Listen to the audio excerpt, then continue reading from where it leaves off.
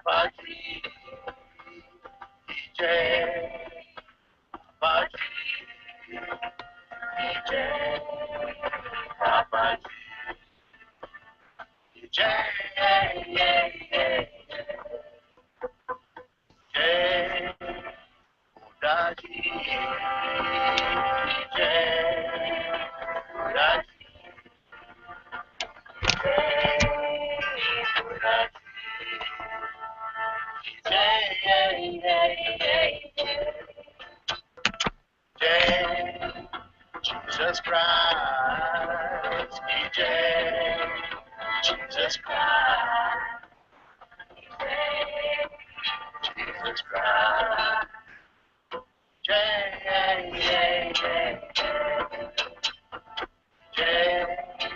Ananta, Ananta,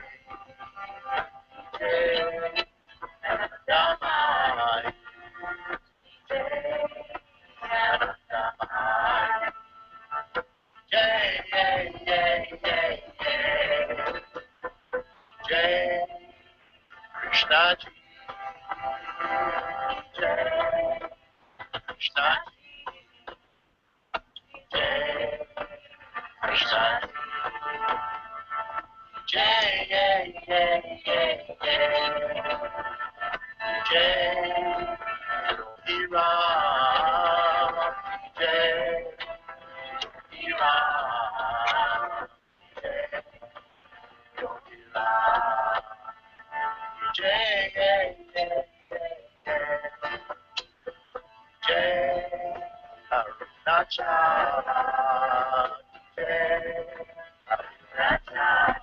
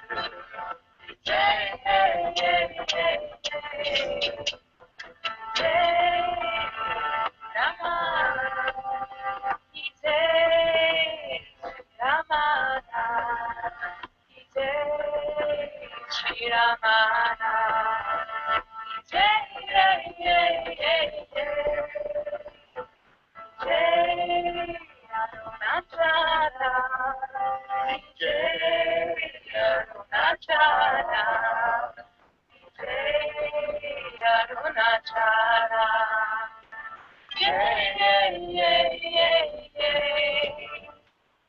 Jai Jai Jai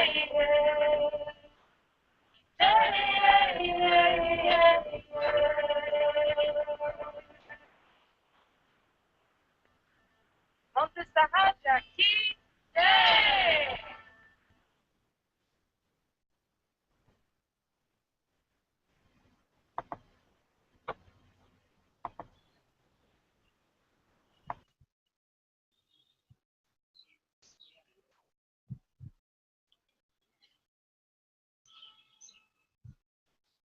Namaste everyone. Very warm welcome to Satsang today. Sadguru Shri Muji Ji ki Jai. Thank you all so much for joining in. And if you're in the Hangout, the way to ask questions is to unmute your mic.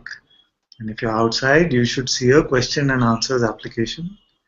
And those questions will be posted here, which we can look at. Also, if there's someone who's struggling to get in the Hangout and somehow not able to, then they can let us know over there. Not just for today, but if you've been trying 2-3 days and you're quietly just getting frustrated, oh, I can just never get in. You know, the universe doesn't like me anymore. I can just, Ananta doesn't want me to be there. Something like that. Then you can post it over there and then we can make some space for you.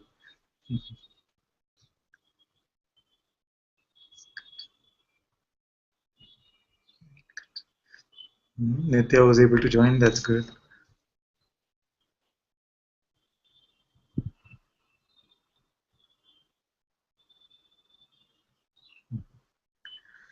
Somehow I lost her video when I put her up on the main window. It's okay.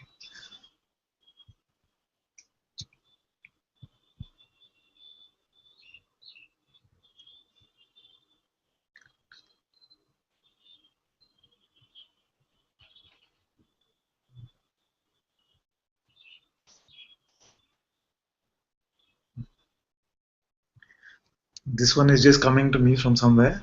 To claim responsibility for our action is like a baby claiming to have decided to cry when they were born. It's like that. Now the baby saying, I shouldn't have cried. Why did I have to cry when I was born? Who teaches the baby how to cry? What decision making was involved in this? It all just happens on its own. You say, I did this, I behaved like this. If it had a grown up mind, then the baby would say, I behaved so badly.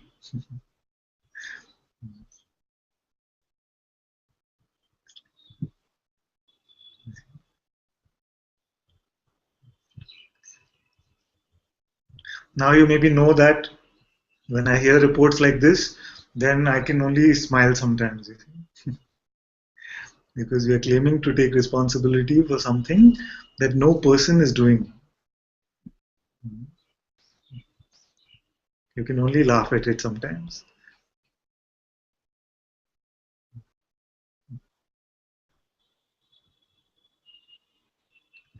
And watch this and confirm it for yourself.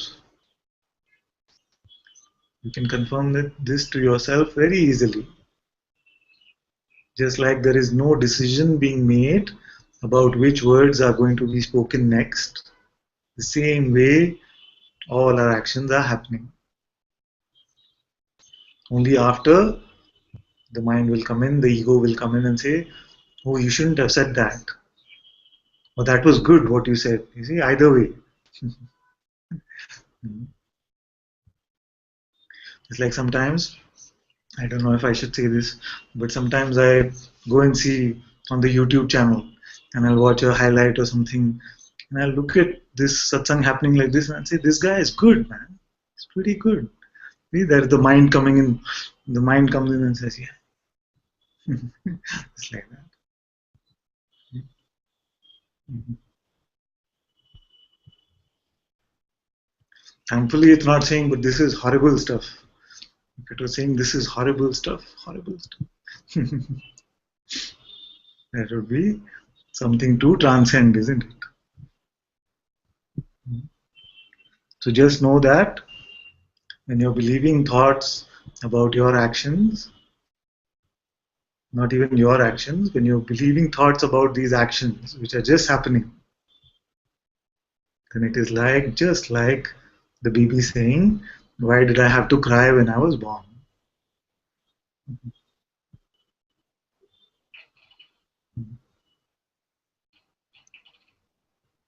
Sometimes when we get nervous, we also say, oh, my heart is beating so loudly, I'm sorry, my heart is beating too loudly. But you can't control it, you see. It's just beating. So we try sometimes to take credit for even all of this. It's all just a beautiful happening, and all that you are doing is witnessing it. And that is also not an active doing. What do I mean by active doing? It's not like I decide that I'm going to witness like this, very carefully. It's not an egoic doing. It is just a very natural state of witnessing where no effort is needed. No effort is needed. So all of satsang, all that we do, even sitting in silence, is just to get you to see that all that is happening, all that you are, is this witnessing itself. You have no other real existence. You have no other tangible existence. Even the presence of consciousness, even the presence of God is coming and going depending on your state. Which state is appearing and disappearing for you? Then what must you be? The deity of the waking state, as my master calls it, gives birth inside you, arises from you. From pure seeing arises this pure being. And nothing, no appearance can come without this being. Can you experience anything without the presence of being? Anything phenomenal? You can only experience your own self.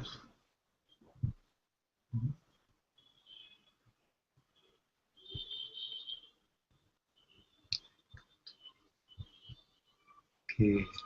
Namaste, namaste everyone.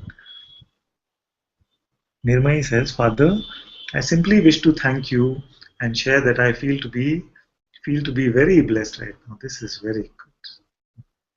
I feel like I am in life's sweet embrace. Thank you, Nirmai. You're so welcome. So, you don't know how much joy it gives me. I see your shining faces, and just you could be new to satsang, but just in a few satsang, I can see the radiance which is already starting to shine for some of you. Mhm. And it has nothing to do with the body. The body could be very tired, but still there's so much radiance in your eyes. It's just perceptible actually. Even at this level of display of Maya, in this Leela also, it is perceptible. Maybe that's why in the olden days they used to make these halos in the artistic depictions, isn't it? I'm sure it was not like something very like a sun behind the head or something. It wasn't like that. It must have been a depiction of this radiance which existed.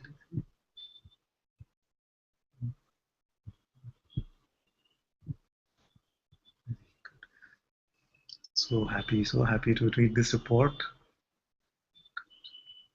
And Vikas says, Namaste, I would like to ask if one's mind is different from another's, or it is only the same one playing differently in different beings. Very good.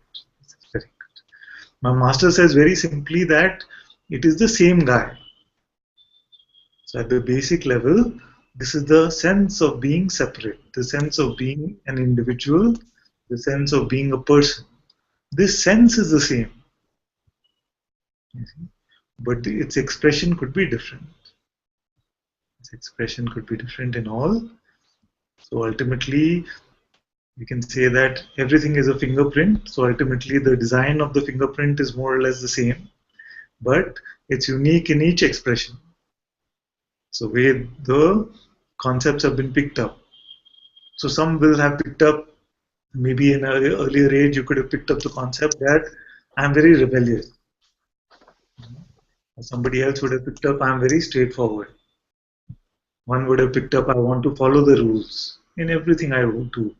You see, another would have said, no, this world is rubbish. I'm just going to go swing to my own beat. So depending on the concepts which came up at that time and what was believed, the expression of the ego could be different. The expression of personhood could be different, but ultimately it is the sense of the belief about being separate, the belief about being a person. So every expression of personhood actually comes up uniquely. That's why we're able to say he is this kind of person, she is this kind of person, she is like this, he is like that. There are even tests to do that, isn't it? You have these psychometric tests and various tests which organizations can take to figure out which kind of employees they want. So what are they measuring it? It's a measurement of what are the concepts that you pick up along the way.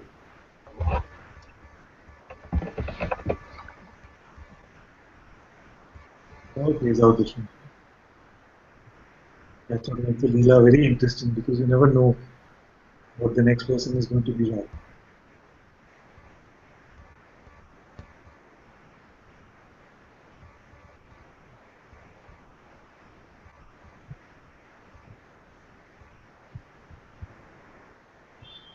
Was that the root of your question, or was there something more to it? I wanted to ask, like, if the mind is same and it is playing differently, then why doesn't everyone, or why the one can make everyone enlightened, because the mind is the same. If it can see it from here, why it can't see it from there or from there? Because it's the same.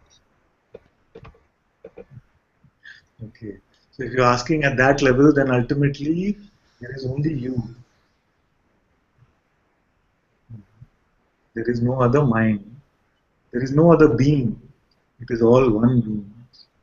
So what we were talking about is the way the dream is showing up, you see. That's why I use the dream example a lot. Because when we see it in a dream, then it becomes very clear what is being said. So in the dream, there can be thousands of different people which seem to be there. It's your own being which is projecting in this way. But who is ultimately only there? It is only you. It is your consciousness which is the light which is reflecting all of this. So where are all those people that you saw last night in the dream? Are they if you become enlightened, then will they be enlightened or unenlightened? That's the thing I'm trying to understand, because if it is different, then every individual has to get enlightened differently. But if it is the same, then probably you know one can see from all the angles and can basically know what's been going on and can shut it. So there's a bit of confusion, like. So the question was that suppose you had a dream last night in which there were thousands of people, Mm. and suppose now you are enlightened, you are free. So all those thousands of people, are they enlightened or unenlightened that you saw in the dream last night? I think, I don't know, because I'm not enlightened, but I guess if I would be enlightened, then probably I would be able to know, uh, like, what's been going on. Why are they not What enlightened? you do I know, would be able, I should be able to know. what you know, what you do know for sure is that they do not exist. They're only Right, projections, own being right, consciousness. right, right. So don't believe this thing that okay, once you are enlightened, then you will become some mind reader, these are all the traps of the enlightenment concept. You see, that's why we don't dwell on it so much. You will find that there is complete freedom, but there is no desire to rely on intuition to predict what Jaya is thinking. Why would I be interested? There's no Right. interest here in the thoughts which are arising here. Why would there be an interest in thoughts which are arising to another? Right. There's no interest. No, no. What The basic the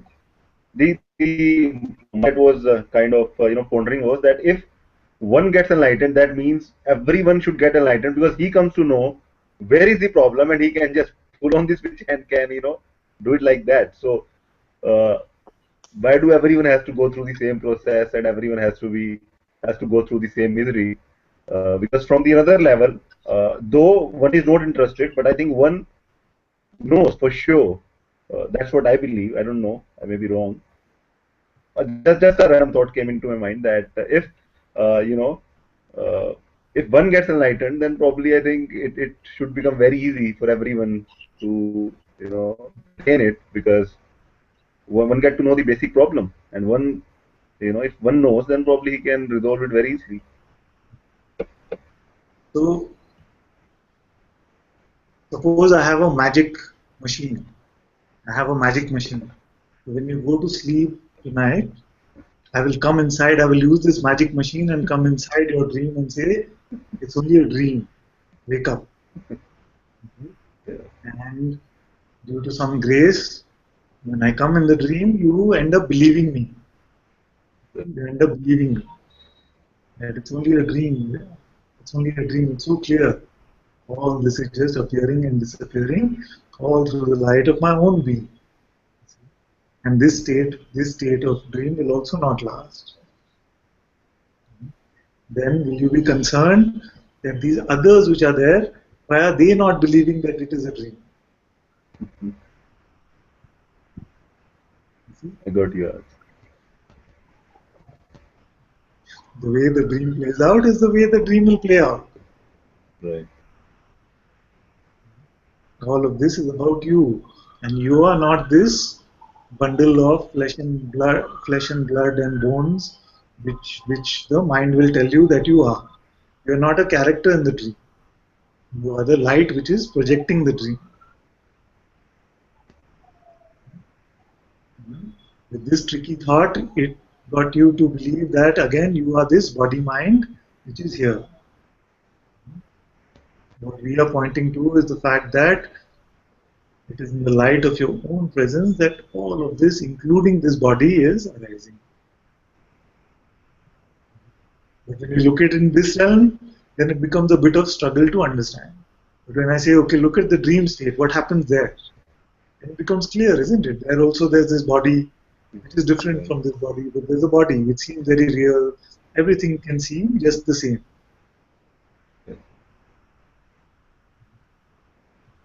So enlightenment means that we see that there is only this oneness, and there is not two. That's why this is Advaita, you see.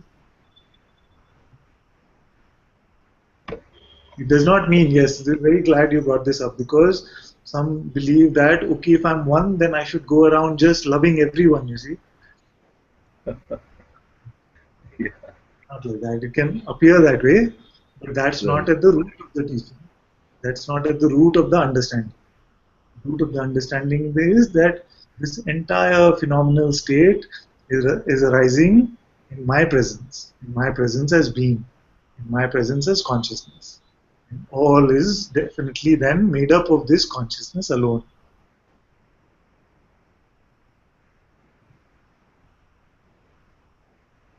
It's all about you actually, but not you as a person. The person loves to hear it's all about you. The person loves to hear it's all about you. But when we say it's not about you as a person, don't take it personally. That it doesn't enjoy so much. Then it sounds like okay, he gave me a compliment, and then it became diluted.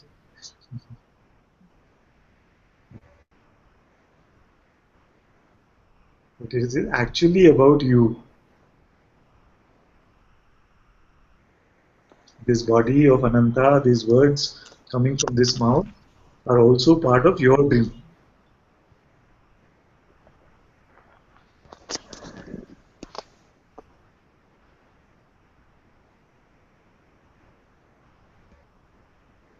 Thank you. And don't have to force yourself to understand this insight that it's all just appearing and disappearing. Just stay, find out who you are, then these insights will come automatically.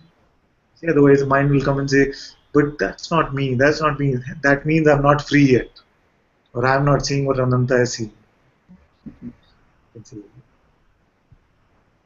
That's why we say first, with withdrawing belief in your thoughts, you will become completely free from suffering.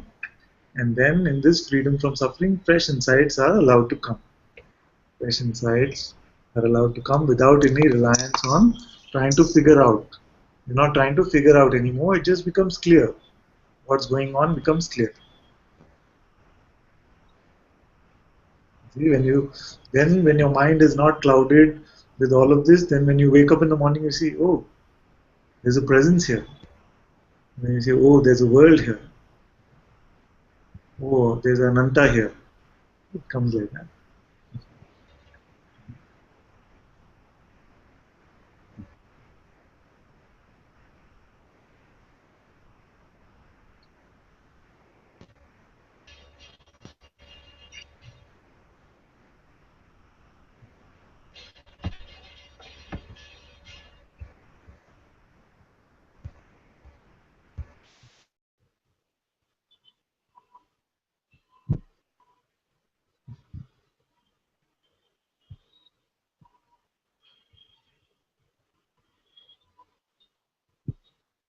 The mind is not bothering as much, isn't it now?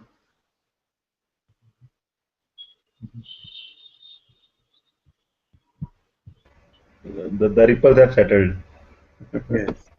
You can tell, you can look at you and tell this. The ripples have settled. And more of the smile is coming out. Very. And even if they come back, even if it comes like a tsunami, my master says the mind can behave like a tsunami. But even if it's a tsunami, you just stand your ground, let it come, let it go, let it come, let it go. And very soon you will say, it was nothing but a tiny ripple, you see. But when you're in the middle of it, like I've been surfing these huge waves. And now when you're back, standing back, you're saying, nothing, just a ripple. Just some Should I close my eyes then or should I let it keep open? ripple. Should you close your eyes? Or shall I keep it open when the tsunami came? Because I'll be scared. You cannot even do that. See, even that is not your choice. Okay. Just watch whatever is happening, including the opening and closing of the eyes.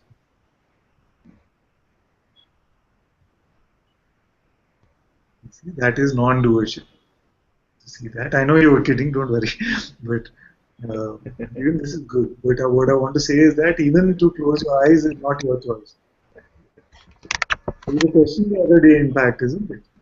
What is the question? Why do Indians always close their eyes? I found that very funny. No choice in the matter.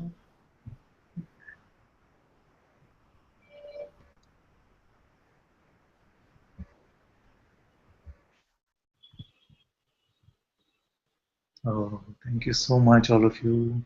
Ajnani, Francesca, Cornelia, Jyoti, Ananya, Ishani, Ivan, Hans, Amaya, Batima, Mike, Zoe, Bhagwati, Nirmai, Nujima, all say Namaste, Namaste.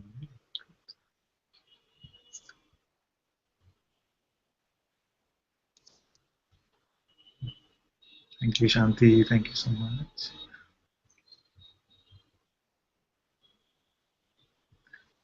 Govil says, hello, Father. I cannot join Hangout because of slow internet speed, but I am right here on YouTube and I am absolutely fine with it. Your grace is all right.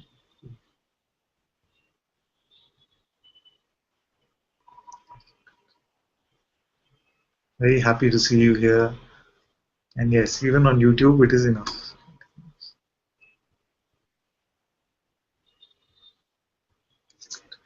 Namaste, Jasminder. Lisa says, can I speak with you, please, Father? Yes, of course, my dear. Come. Namaste. Namaste. So lovely to be here again. So lovely to have you as well. I earlier when you were speaking, well even now when you're speaking to me, when you're speaking to all of us, it's like my being speaking to my being.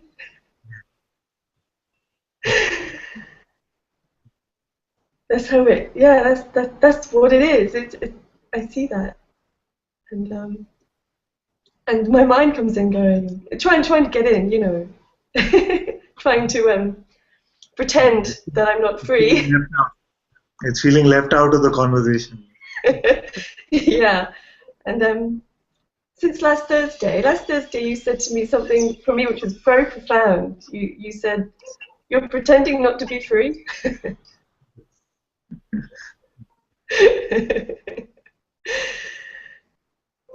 Yeah, so every time like my mind comes up with a question, it's a question that's pretending not to be free. Exactly. See, very good. Yeah, All that it is saying actually, not just a question. Mostly everything that it is saying is this putting on this pretense of being bound, putting on the pretense of being a person. yeah, Very that's all it's doing. you said that it is being speaking to being, like we say here also very often. It is just consciousness speaking to consciousness, and the true guru is in your own heart. This voice is just an expression of what is already there as the Sadguru in your own heart. You see? I'm so blessed. I'm so happy to hear this. One of the best reports. Thank you. That's all I have to say. It's good. It's very good. Thank you. I love you. I love you too. Thank you.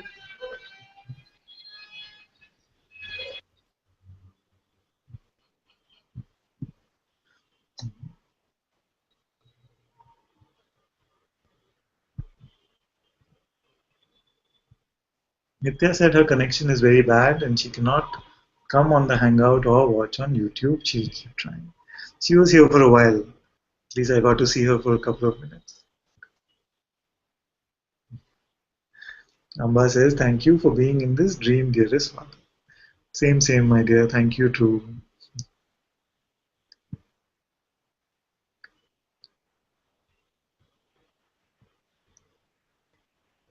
Namaste, Lizal.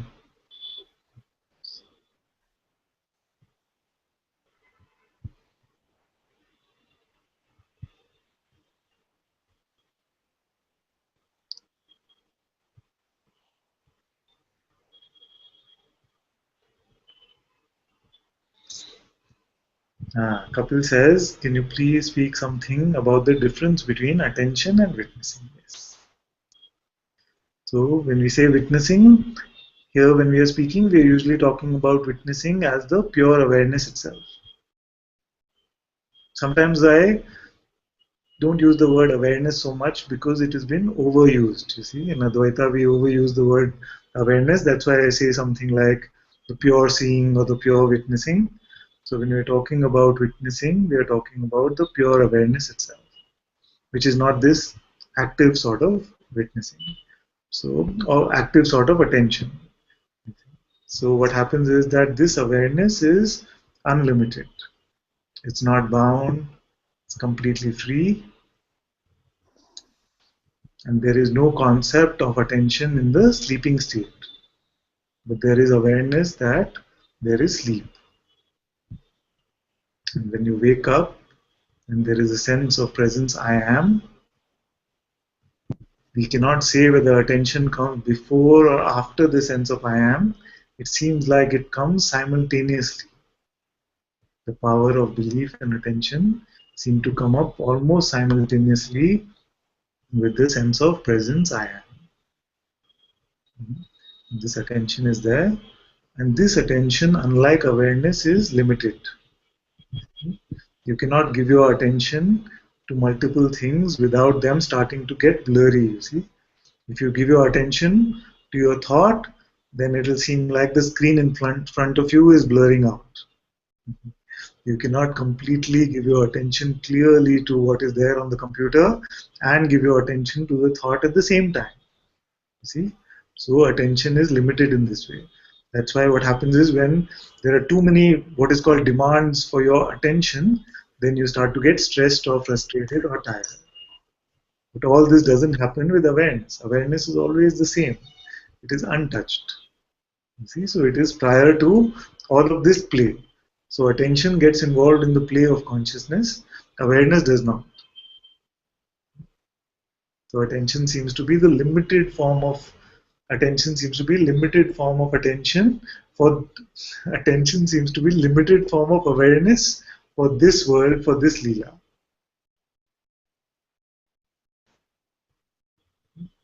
And that is why, like everything else in this Maya, it is in limited doses. You only have so much attention. You also say attention span. I have a short attention span. Nobody says I'm short on awareness. You can have a short attention span. That means we run out of attention, the capability to give our attention. This is a very beautiful contemplation. Because then we can see, so whose attention is it? Who attention? Who types? Where attention goes?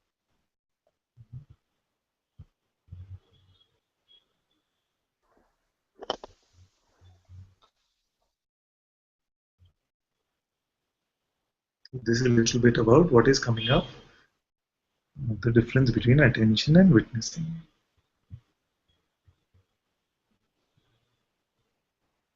You can actively decide as consciousness, okay, I answered the contemplation for you, sorry, but you can actively decide to, as consciousness, give your attention to something or not. But awareness is beyond all of this. You cannot decide to switch off awareness or switch it on to something.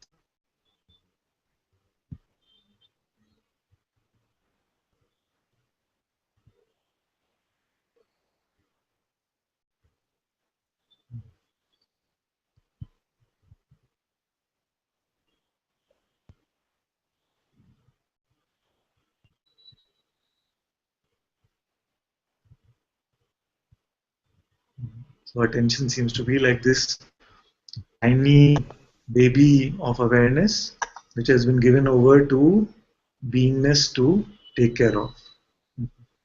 So beingness decides where attention can go or not. And it's okay for some of you if it's becoming too technical, don't worry about it. These are beautiful contemplations which I very much enjoy actually. What is belief? What is attention? What is identity?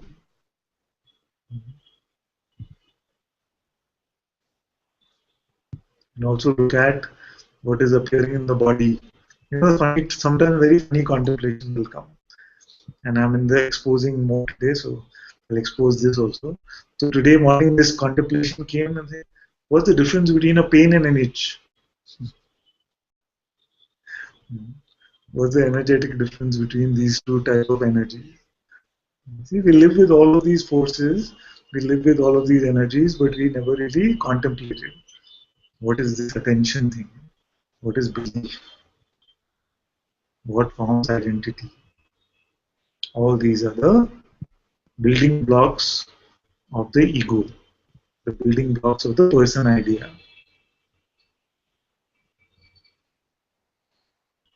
So once we start contemplating this, the person cannot survive.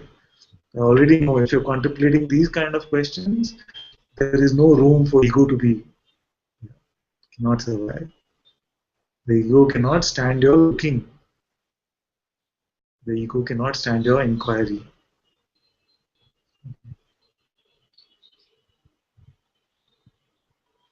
It's very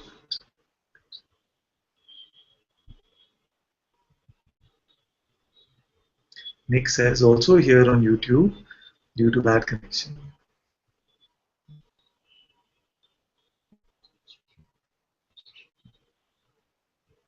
Has Kapil gone into a contemplative mode or is it frozen? Okay, maybe it was frozen.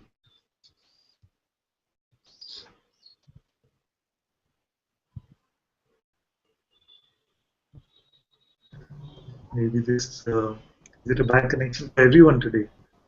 I see a lot of frozen images. Can you hear me? Yes, I could.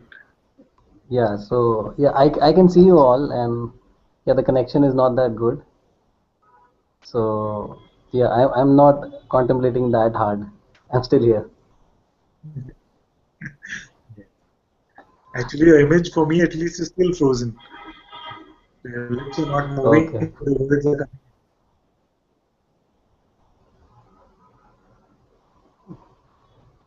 coming. Yeah, I mean, the connection is not the best. I mean, it's breaking. The images on my end are also breaking.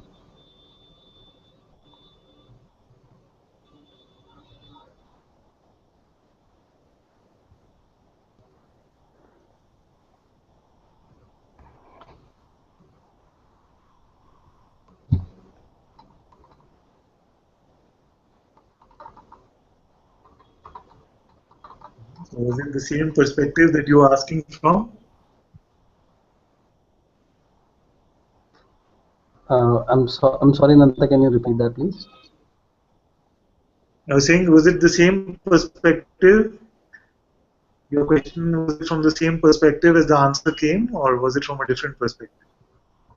Yes, your answer clarified some doubts. I here what was happening was whenever I was contemplating on witnessing, um, I used to get stuck with attention, maybe, not because we notice the attention goes on, jumps from one thing to another, and we notice it, and I was somehow confusing that with witnessing. So, Yes, so the simple yeah, way you're giving me the best way to answer this. Because you yourself said, I noticed that attention is going from one place to another. What you're calling noticed, I am calling witnessing. I okay. am witnessing even my jumping around of attention. I am aware of this jumping around of attention. But is that witnessing or is that noticing or is that awareness also jumping around? No, it's always here. It's always here.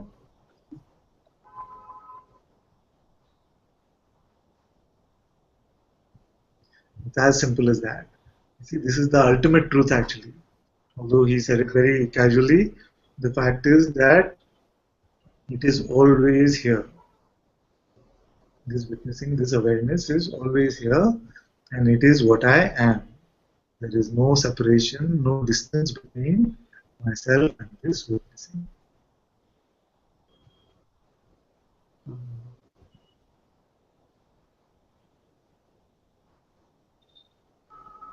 Yeah, but it seems I have believed for a long time that I am not the witnessing, I'm something in front of the witnessing.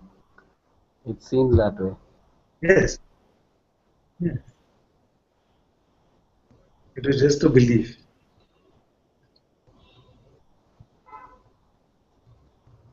Yeah, because it seems, it seems I'm somewhere in front of this witnessing which is in the background. But then the mind gets confused. If I'm in front, then how do I know what is in the background? Yes.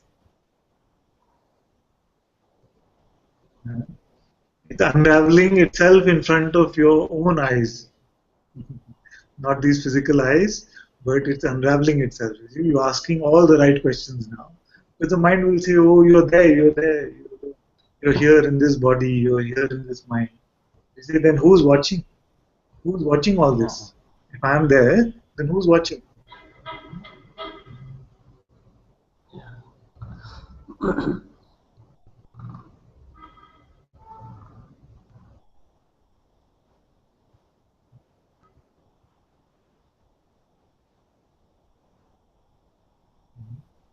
then it will be completely clear that I cannot be in the appearance.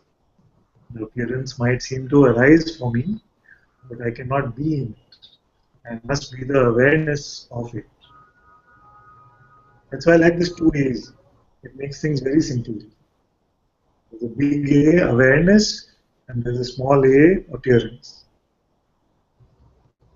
So everything phenomenal can be bundled into this small A of appearance. Thoughts, emotion, body, imagination, memory, external perception, all of this can be bundled into this small A called appearance. But who is aware of them?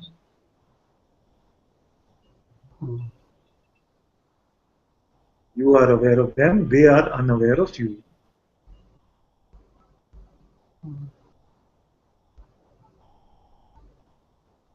Because if you can just see that this is how it is, then you will notice that most of what I have been speaking about in all my life and referring to myself all my life has been about these appearances which are just coming and going with no control over, no person has any control over any.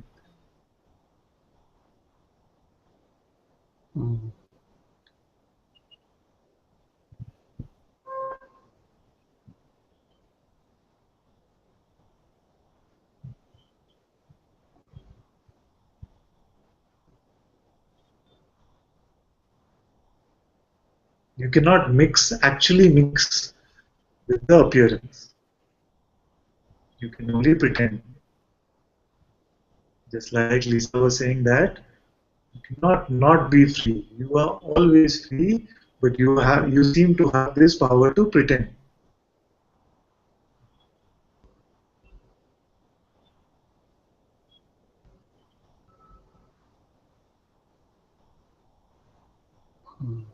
The power to pretend to be bound.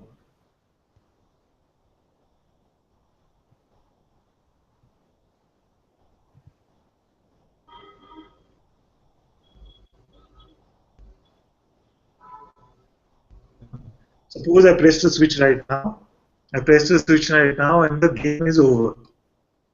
You're out of this realm.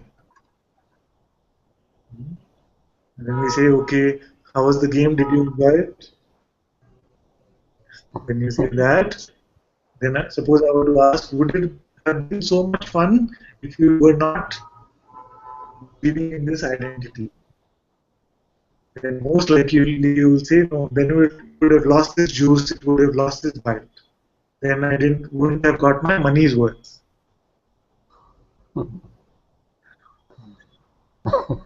But what is actually happening is that inside the game, saying that it's become too much. Become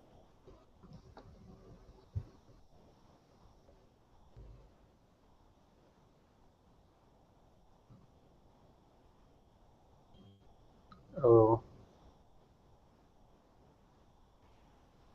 I'm sure Father will be back in a second. okay.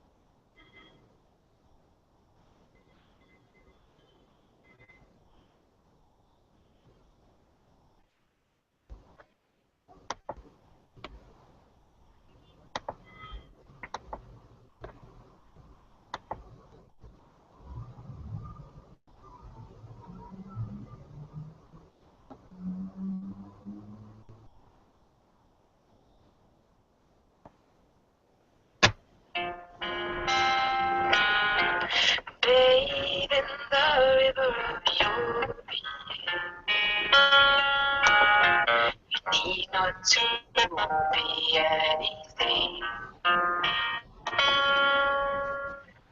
Peace and love is your fragrance, but the flower no one can find.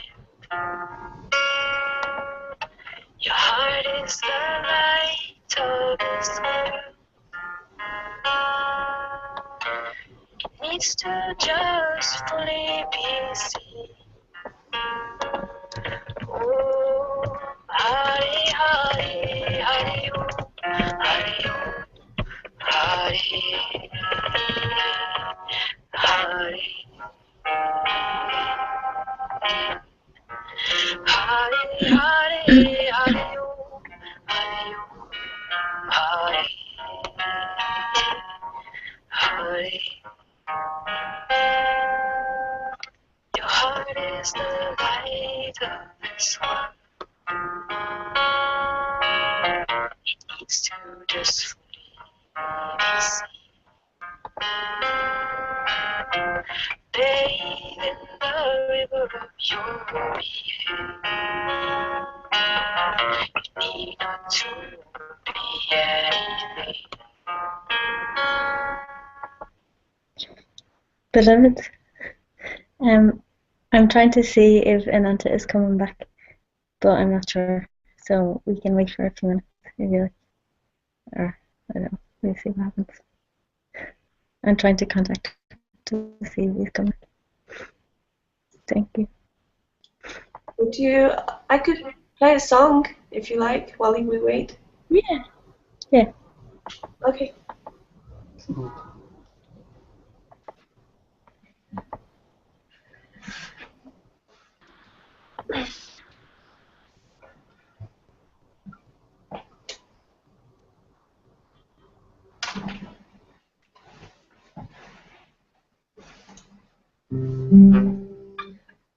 Anybody knows it, they're welcome to join in.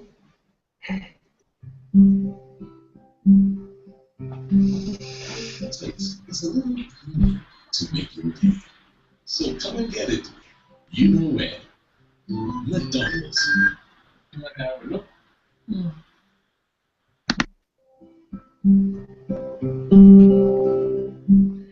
Om Namo Gurudev Namo Om Namo Gurudev Namo. Oh my beloved, kindness of the heart, breath of life, I bow to you, divine teacher, beloved friend, I bow to you again and again. Lotus sitting on the water, beyond time and space. This is your way, this is your grace. Om Namo Gurudev Namo. Om Namo Gurudev Namo.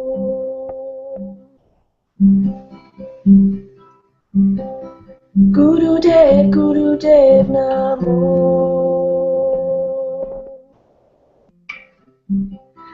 Gurudev, Gurudev Namo.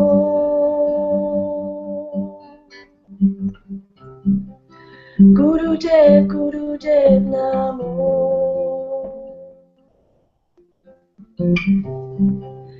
Gurudev Gurudev Namo.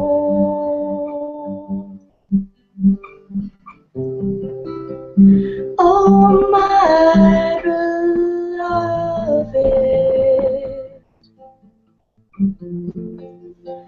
kindness of the heart,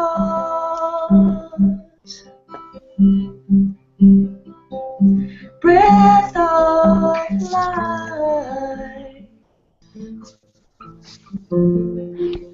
I bow to you.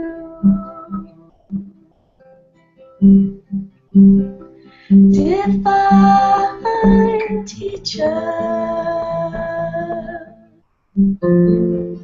beloved friend,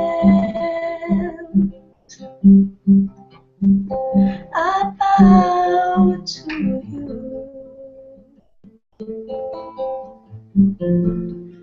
Again and again.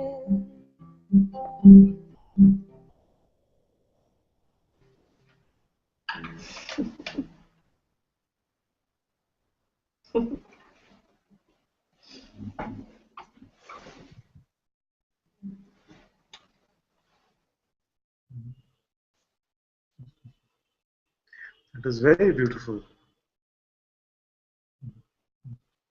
Thank you so much.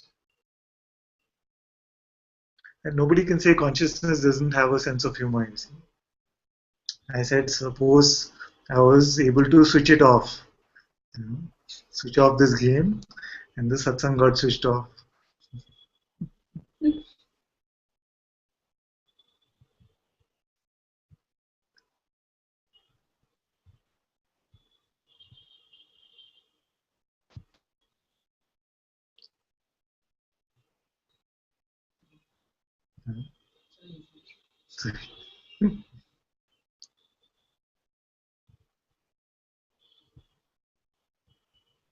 Freedom is the simplest thing,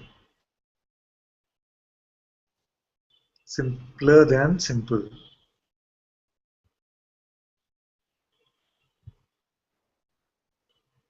That's why my master says, 3, 2, 1, drop it. 3, 2, 1, drop it. Whatever it is, you can 3, 2, 1, drop it.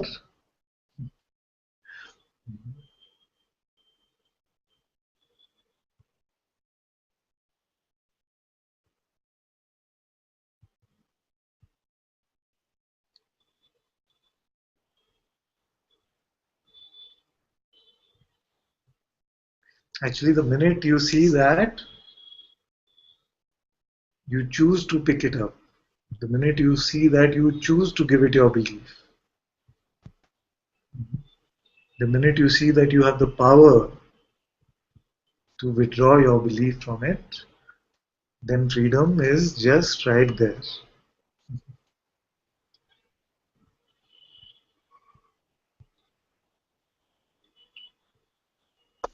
Belief is so powerful, you see. So powerful. So powerful that the Supreme One starts pretending to be this mere bag of flesh and bones.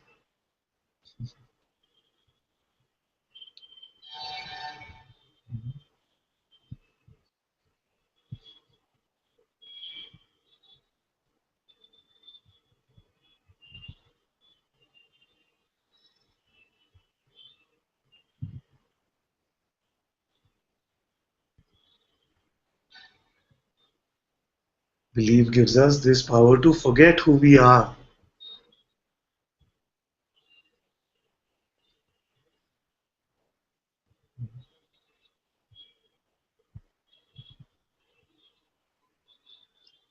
The best news is that nothing has ever really happened.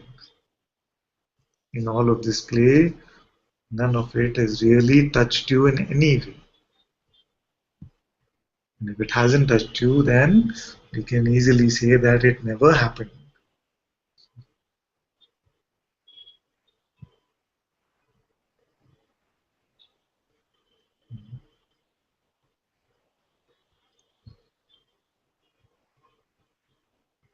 And yet in the appearance we can say that I was lost and now I am found.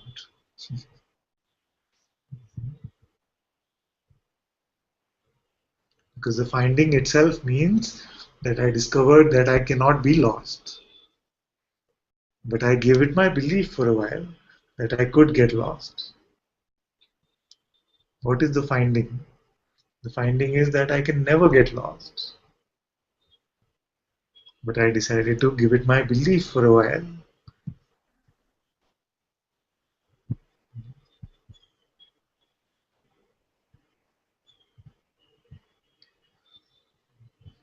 Thank you, Amba. Nick says, such a great pointing, beloved. My attention span is so small, like no tension. Yes. To grasp anything further than the moment's immediate, effortless calling flow. This manifest is just witnessed playing in the circle of this presence. This is very good. If it is like this, then you cannot have a problem, you see. No problem can exist because there is no problem right now. There is never a problem right now. You have to work very hard to be in this state of being in a problem. You have to dig up some stuff from the past. You have to start imagining some future. After so much hard work, you can say that I have a problem.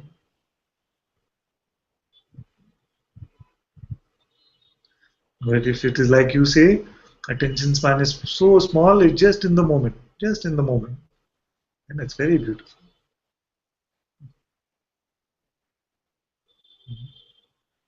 Like we shared this example of the fish, isn't it? Just a 3 second memory. Anything could have happened, and in 3 seconds it is gone. It's just fresh, fresh, fresh. By the way, I saw that that is a urban myth. The 3 second memory of a fish is not really 3 second memory. I saw that I was reading a science paper and it said it's not true. But still, it's good to know, good to feel that it's true.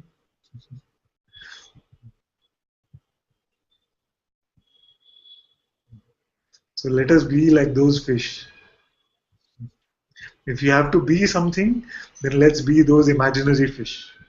Better than being that imaginary person.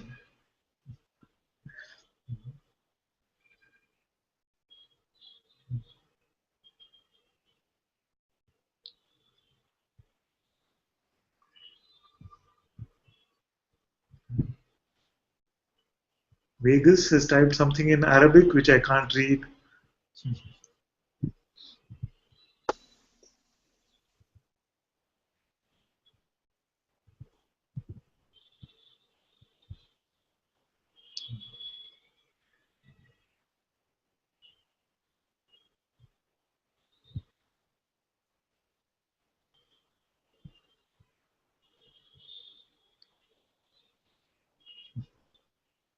I see we pulled Lizal in during the time the broadcast went. Yes.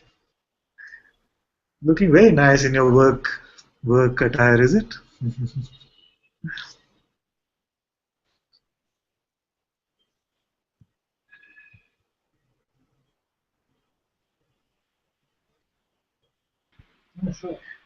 I sneaked in, Father.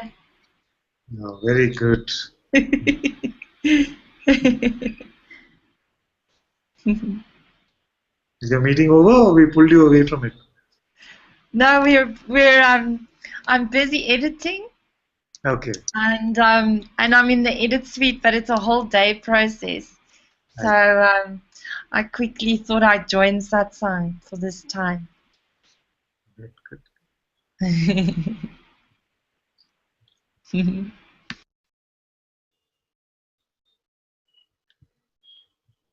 Ishani says, here now since there was a place, but do let me know if anyone wants to come in.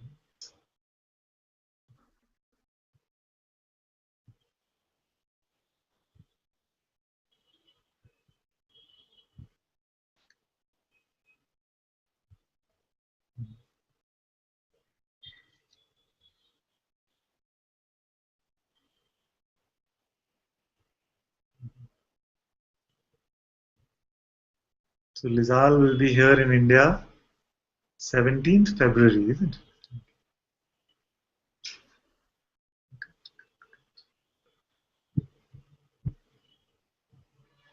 it? Yes, yes.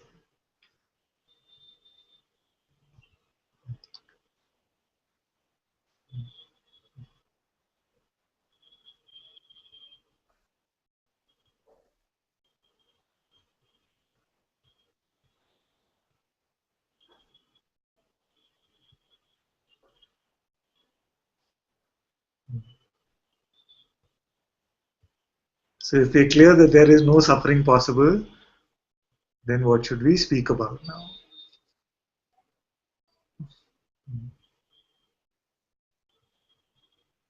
Actually, all of you will have to work really hard to suffer.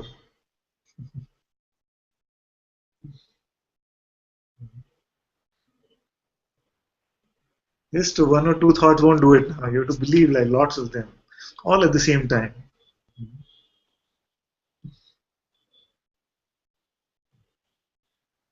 You should do one day. Okay, let me try to make myself suffer. I'll believe the next 100 thoughts that come.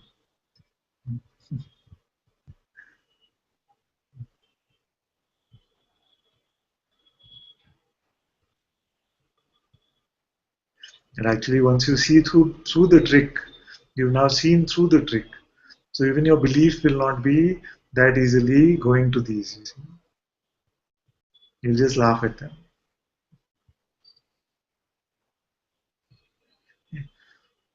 A thought can come, how is this one? How could they treat me like this? How could they say this to me? All that. And soon you'll laugh at it. You'll say, what? Me? Me who? Who me?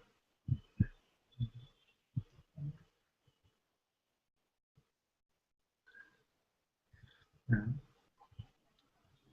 Amba says, I have actually tried this. It didn't work.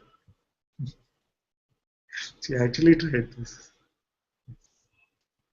Even this won't work because you've seen through it. Once you know it's just a game, then even the mind will not cooperate. Maybe it'll start giving you only nice, nice thoughts. I'll say, oh, this is pointless. You're beyond me now. The mind will say, you're beyond me. You go to Ananta, it's okay.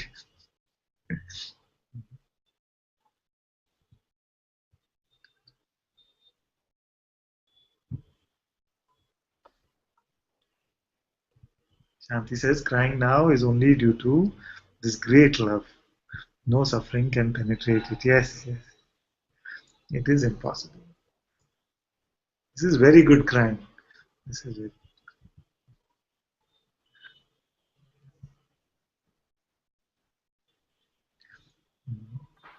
Here we laugh without reason and we cry without suffering.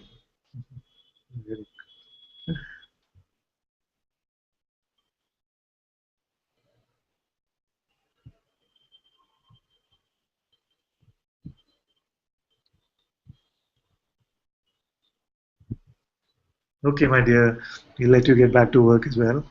Thank you so much.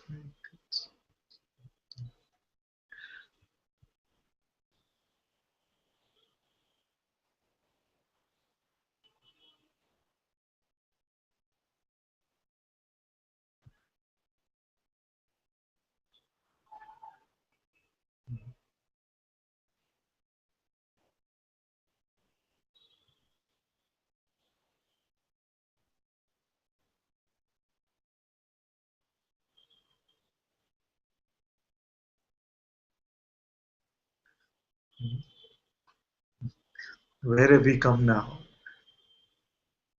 Just a short while ago, we were trying to be free from our suffering, trying to get free from this suffering. And now we're saying that suffering seems like too difficult, too much hard work. Who's going to take all that effort and suffer?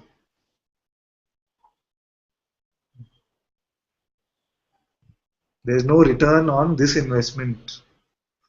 There's no return on the investment to suffer.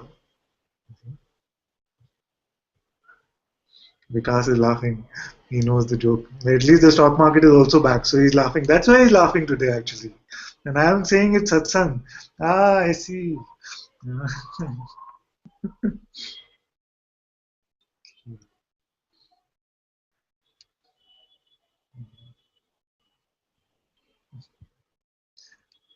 You're on mute. I can't hear you.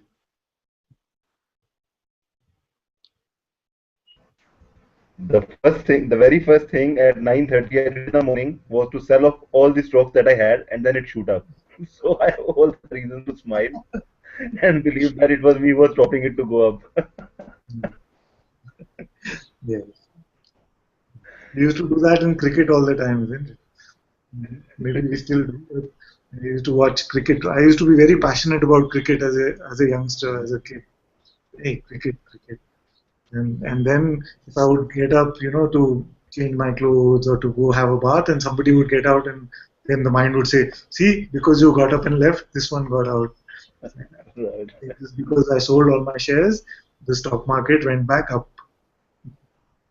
No, I just believe it's not worth my worth giving up my sleep for, because even in my sleeps I'm thinking, oh, forget about any money is not worth worth giving my sleep or giving my peace. So I thought it's not worth it. So just get out of it.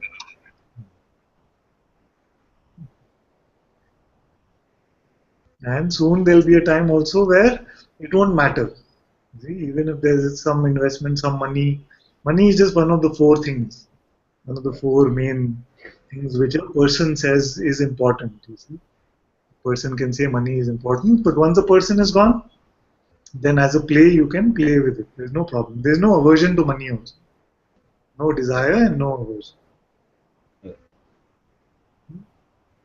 No, it was a complete acceptance. Like if money has to go, it will go anyway. It can go on accident or it can go on by other means. So I was pretty happy that it went very smoothly without harming me any, and I could say, okay, fine.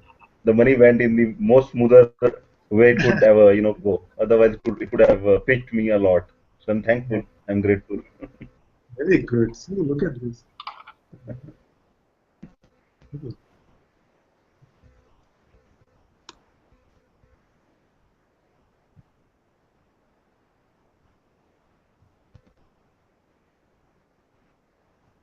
A person's life only seems to be all of this: body, money, relationship, and ultimately the search for meaning.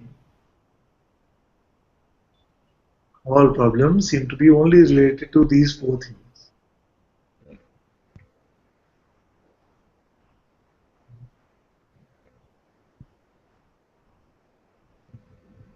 body, money, relationships, and ultimately the search for meaning, which also has to be dropped. So the last one we can say is a little bit auspicious, because it is in this one, the search for meaning, the search for truth, that we find out what we are, and then all that is personal, including the personal search for meaning, is also dropped.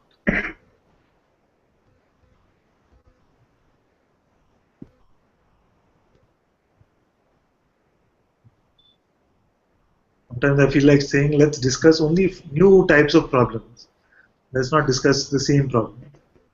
Let's discuss a fifth type or the sixth type of problem.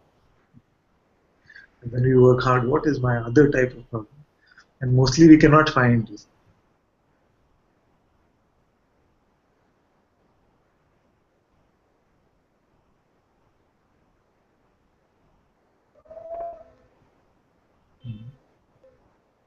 Pekka says, my attention, I feel as if I was some unicellular being or amoeba. Even they are able and want to move toward warmth and light. That's why I'm here. Very beautiful. First time I'm hearing it expressed like this. It's very beautiful.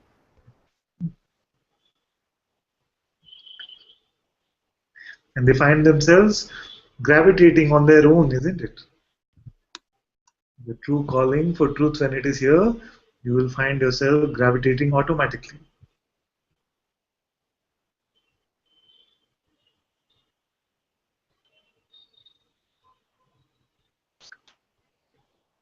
There are some who are here who a few years back or maybe even a few months back, if you had told them come to a satsang, they would have said, "What? Satsang? No, not for me. What is this satsang thing? I'm too young. I'm too young for satsang. Satsang is for my old age." At least in India, there is this concept, right? That satsang is what you do when you become old and you can't do anything else.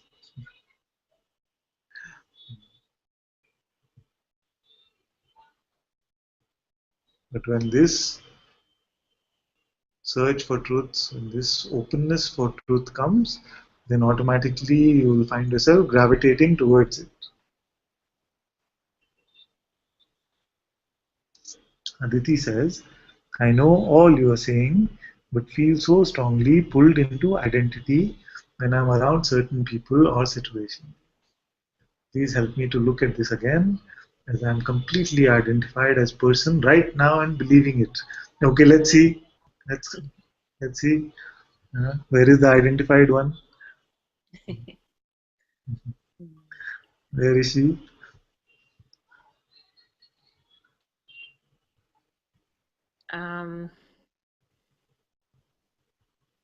Don't imagine her.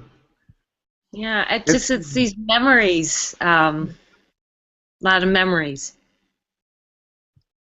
and I'm believing them, and I feel a lot of suffering from it. It can happen like that. But know that if it's coming up like this, then it's just a release. Unless you make something else out of it, it's only going to be a release. So let it come and go. Don't say that it should not come up. Even yesterday we were saying that if there is something, it's better for it to get out than to stay inside, isn't it? Mm-hmm.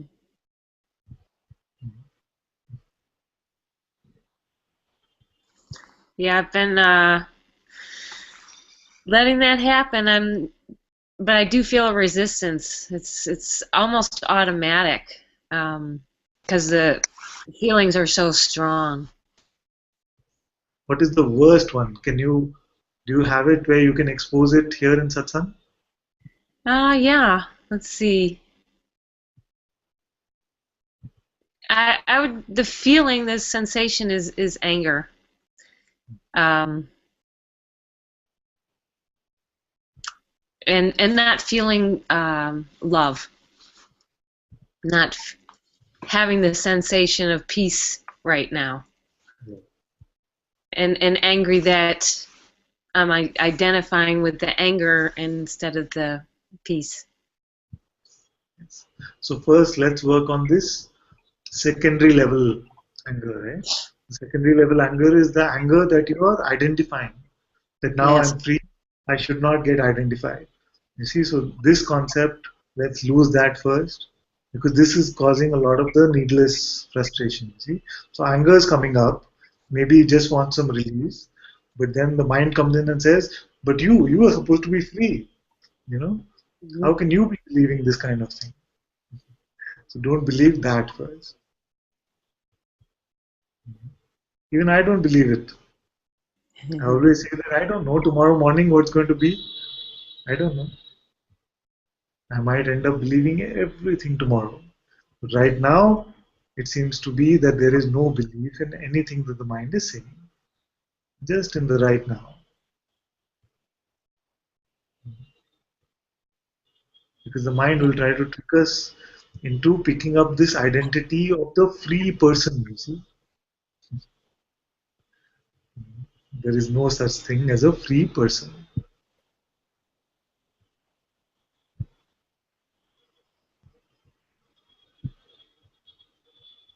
So the anger can come. Then, without buying what the interpreter is saying about it, just let it stay and know that I am with you and it will not last.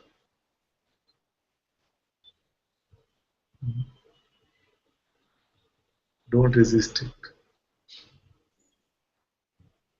Make all the space possible for all the emotions to come and to go.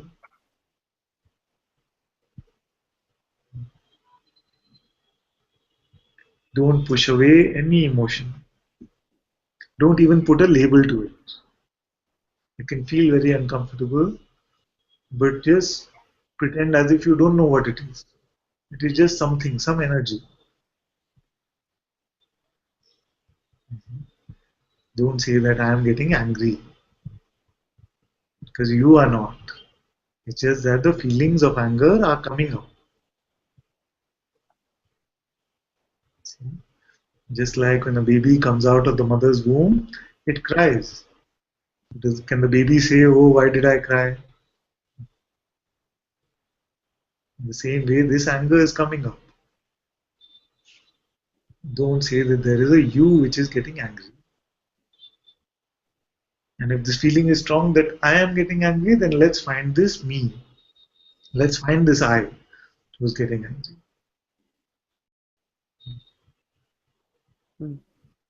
How come it's so easy to do this when I'm with you? And then I was trying to do this exact thing on my own and I couldn't put any space there. And I'm with you and it's just automatic. It can play out like that. It can play out like that. That's why I always say that the Sadguru is always in your heart, and I'm constantly reminding you of that. But this does not mean that you don't come to Satsang. I tell everyone this.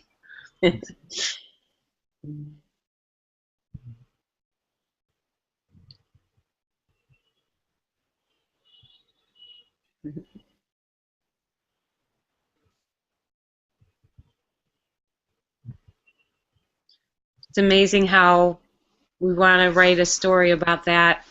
I had so many stories going on, and they're just all gone. Just like that.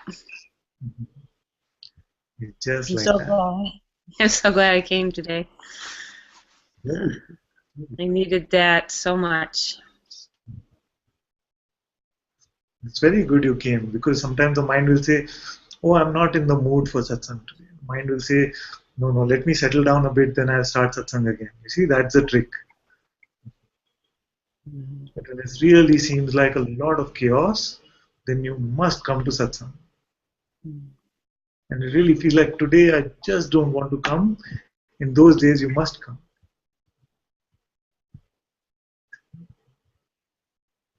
Because the mind can play like this. It can create these, you can try and use these appearance of feelings to make some conclusions about satsang.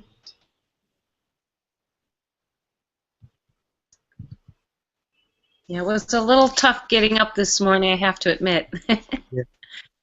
So I'm getting up a couple hours earlier than normal, and then your morning satsangs for you at 11 are at 12:30 at night for me. So, but I still do it because it's I just make sure I fall asleep before and set my alarm for 12:30 in the morning and 5 o'clock in the morning. So This time zone thing is a pain. yeah, I could watch the YouTubes later, but I really like to feel like I'm there. Which part of the US are you in? On the East Coast or West Coast? I'm on the East Coast. East. So you're 10.5-hour difference ahead of me. So right now it's 7:30 in the morning for me. Yeah. This one is, the other one is very late, isn't it? It is, yeah, but that's okay. I'd rather be staying up late with satsang than staying up late with some of the other things I've had to deal with. So it's a nice trade-off. You see, if the openness is there for satsang, then the way will get created on its own. Yeah. At least now it's not maybe interfering with your work. It's not Right. interfering daytime Yes. activity. Yeah, I look forward to it. It's very good. And thank you Oh, very you're much. so well. I feel so much more space. Very good. It's very good. I'm feeling very, very tight and very small. That's why this fire of satsang is also very beautiful. You come into this, and I know it's a virtual satsang hall, but you come into this hall and you find that some energy, some presence is working on its own. There's nothing esoteric or mystical about it. It's just the presence is so strongly felt, your own presence of being.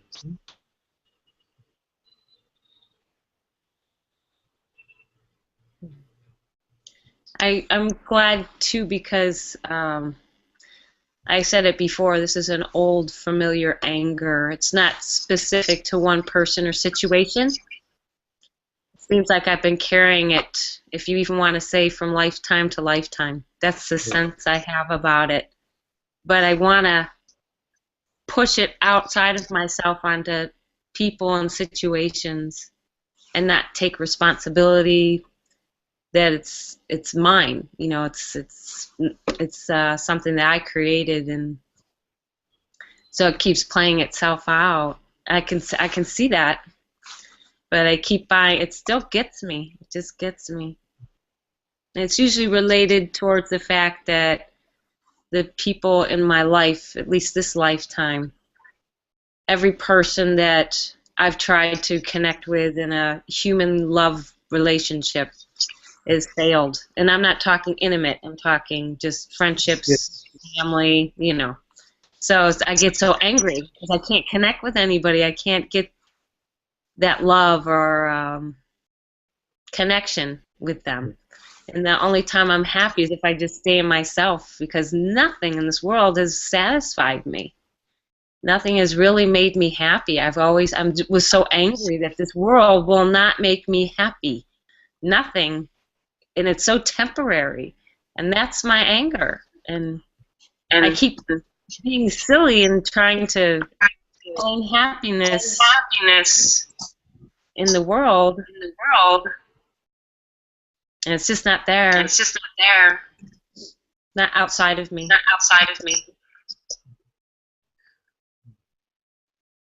I don't want to pull it. We were in Tiruvannamalai, and we were just sitting together casually, and I don't know how it started. Maybe Garima asked, or I asked about one who had been in satsang much before I had come. So I asked about her, and Mujiji said that he just had a very simple conversation with her, and she was coming from a egoic place, saying that I've got it, but these people won't understand. You know, it's only you and me. We can understand these type of things, but these people won't understand. So Muji just told her that the place that you're coming from now is not it. He just told her that, and then she never came back to satsang. You see, so we were just discussing this, and he said, you know, the person thing just doesn't work. The person thing just doesn't work. So anything that we do as a person, it just doesn't. All these personal, so-called personal love, personal relationships, as long as we are doing it from a personal perspective, it always leads to conflict, it always leads to trouble. Mm-hmm. The only way it works is to see what is it that I really am, and then allow for all to come and go, everything to come and go. I think that's why I'm frustrated now, because I feel I'm back in personal identity. Yeah. No, I was just encapsulating what you said about, you said that all these relationships in the past and all of that, anything that we try to do from a personal perspective, it just doesn't work actually. Right. So it's not uncommon. They're only in the movies and in Facebook you will find some these fairy tale things.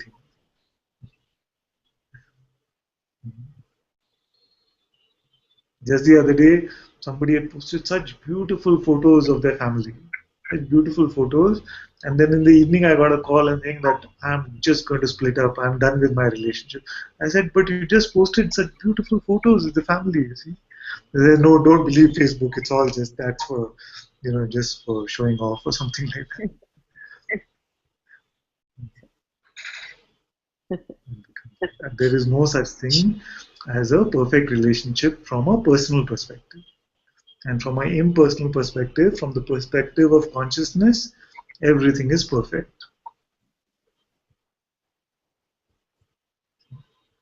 So anytime we feel that something is imperfect, it is the perspective that we are taking at that time.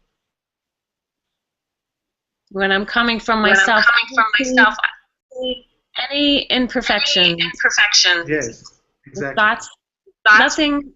nothing. I just see, I just see, or I sense, or I sense I in sense myself, peace, myself, no matter what's happening no matter outside. what's happening outside. And that's And that's part of my part of frustration, my frustration, as I'm not feeling as that I'm not feeling that position. position. Don't also come to conclusions about yourself. Don't judge yourself. Don't take your temperature. Just let every moment pass. Just let it pass. Be fresh in this moment. You see, sometimes we say that just live day to day. Live day to day. Every morning, just wake up and say, I have to get through today. And then next day, it seems a little easier. But we say, just live moment to moment. Just moment to moment. Don't even worry about day to day. Just fresh. Be that fish. Be that fish. Well, being able to share Being this, able to share this is helping be fresh, fresh. just get it out. Get it out. Yes. It's very good. That's why we have satsang, to give you the ability to come up here and to share, to burn it in this fire of satsang.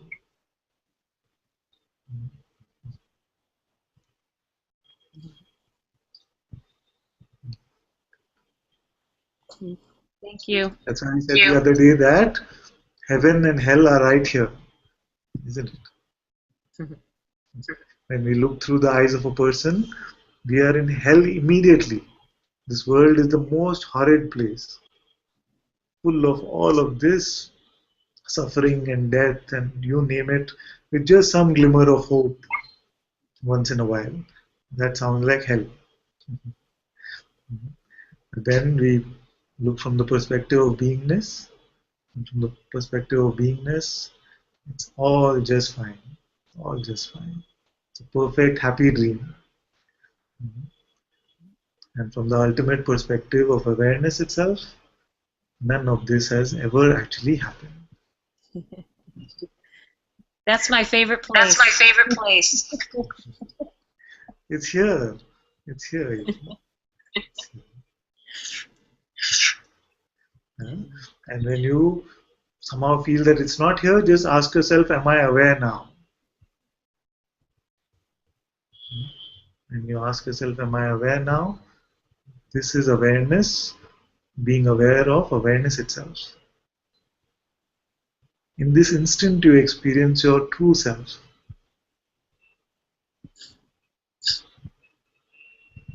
And this awareness is unconcerned with any events.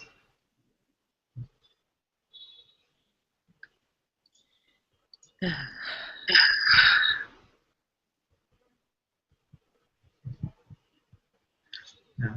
And don't feel like these things should not come up. There's a beautiful flow even to all of this because life knows exactly what it is doing, you see. So maybe if there was some complacence or something else, then it'll come up like this. And again, we become fresh and we start becoming open. See? So life knows what, or maybe something just needs to get processed or something just needs to come out. And it is coming. Yeah. Maybe you did not have the strength for it to come out earlier.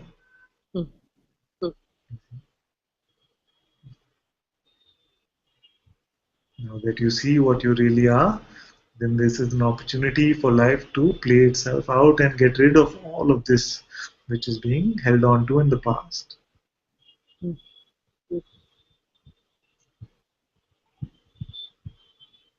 I I really really appreciate this. appreciate this so much. You're very welcome, my dear. Very welcome. And I love you. I love you. Oh, I love you too. My daughter just walked in with this cap. I don't know whether you can see. Is it too dark? Oh, she's running. I have to buy, file, highlighter, print some sheets. I need cash. Do you have? How much do I take? seconds. Time to take 500. Should be enough. He knows where to take. Huh? He knows where to take it from. Okay.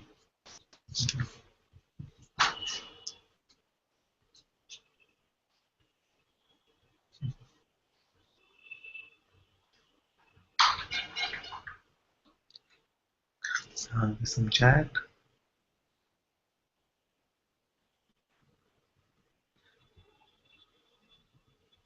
Thank you, my dear.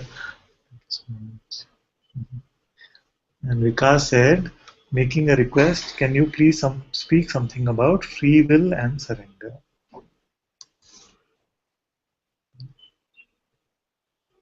Free will is just a concept. Surrender is what you have always been. Or we can say surrender is the realization that I have always been surrendered. It is not an action. Although there is some beauty in the action of surrendering also. It is very auspicious. But the fact is, surrender truly is just the realization that there was nobody here who has ever done anything.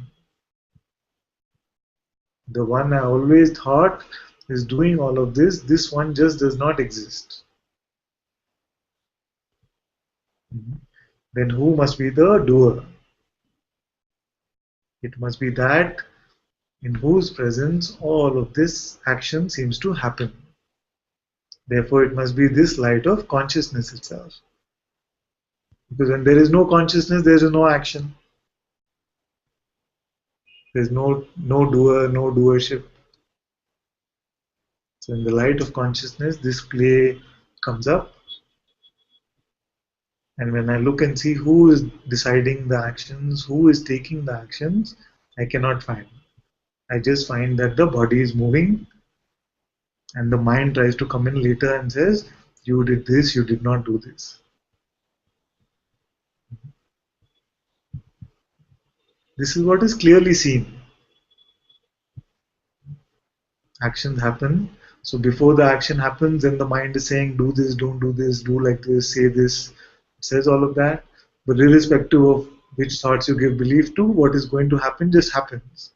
Sometimes with correlation, sometimes without correlation. If all our actions were on the basis of what we had given our belief to, then all our lives would be very different.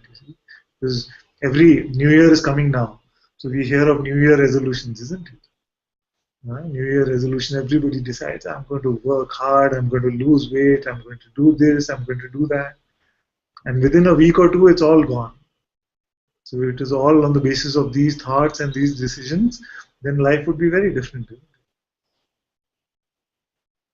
So actions just happen the way they are going to happen, just to see for your own self that all of this is just flowing exactly like it is meant to. That is surrender.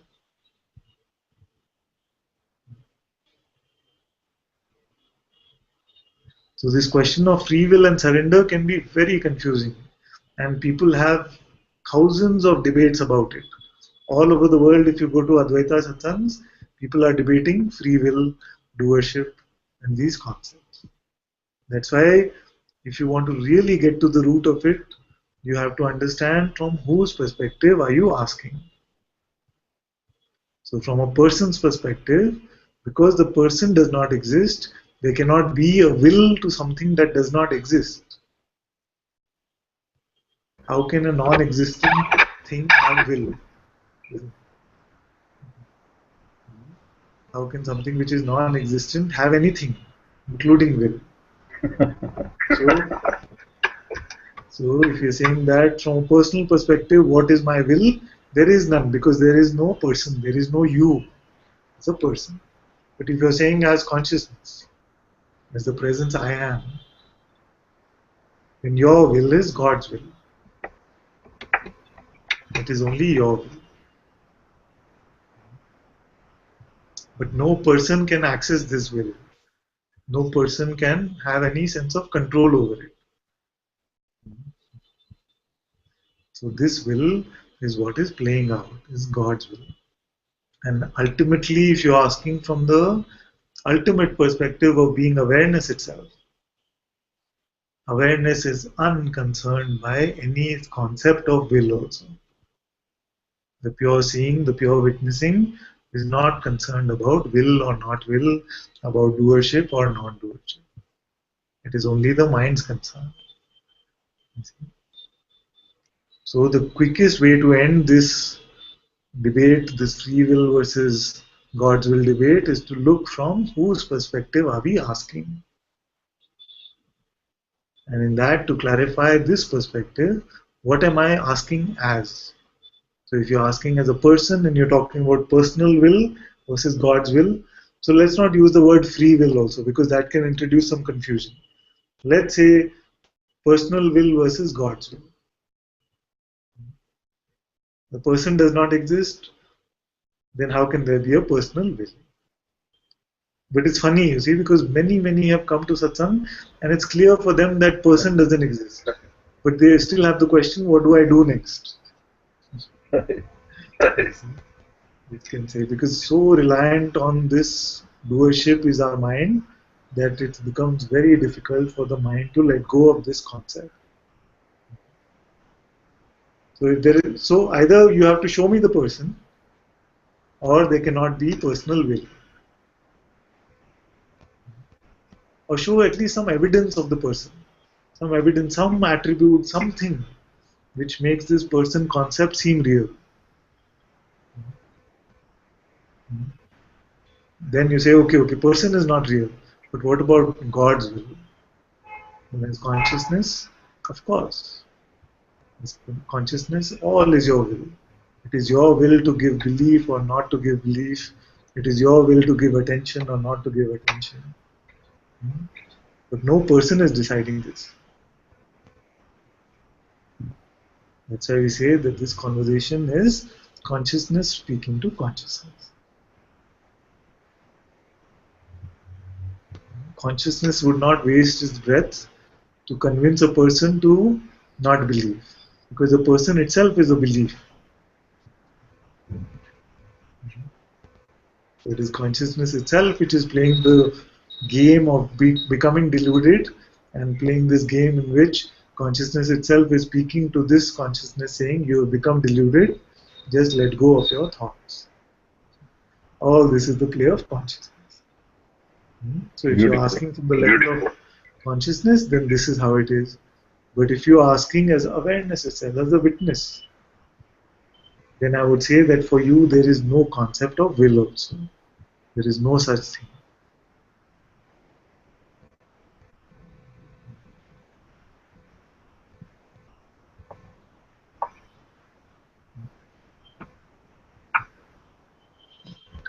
I hope that helped you.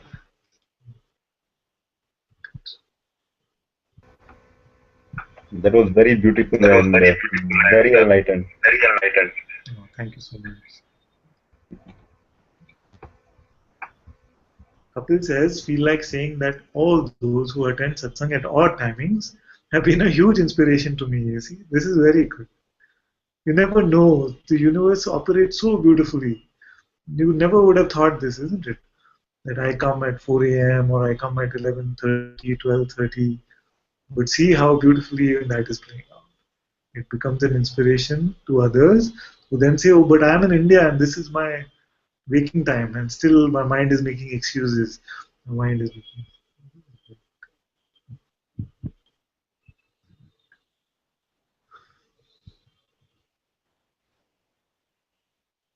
Anna says, I am in the library today, so I cannot be on the satsang hangout directly.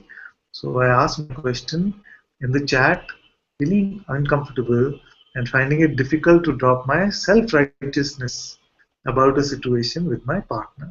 Yes. Wanting to change his behavior and feeling very much as a person who does not want to be in satsang or question my anger and resentment. It's like Muji always says, isn't it? Muji says that he tells us a story about this one who says, I'm completely clear that I am not real. It's completely clear to me that I am not real. But my husband is not real, I cannot fathom that. That I cannot agree with you on. You see? So when we see that all that is operating here is consciousness, even what is appearing through what seems to be him or her is also consciousness, isn't it? So then who are we blaming? Whose behavior is it that we have a problem with?